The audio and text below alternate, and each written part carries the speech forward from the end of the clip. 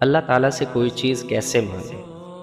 تم میں سے کوئی شخص جب کسی کام کا ارادہ کرے تو 2 رکعت پڑھے اور پھر کہے، اے اللہ، میں تیرے علم کے ذریعے تجھ سے بھلائی طلب کرتا ہوں، اور تیری طاقت کے ذریعے تجھ سے طاقت طلب کرتا ہوں، اور تجھ سے تیرے فضل کا سوال کرتا ہوں۔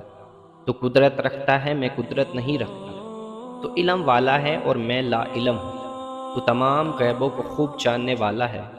اے اللہ، اگر تو جانتا ہے کہ یہ کام میرے حق میں، میرے دین، میری روزی اور انجام کے اعتبار سے بہتر ہے، تو اسے تو میرے لیے آسان بنا دے اور مجھے اس میں برکت عطا فرما۔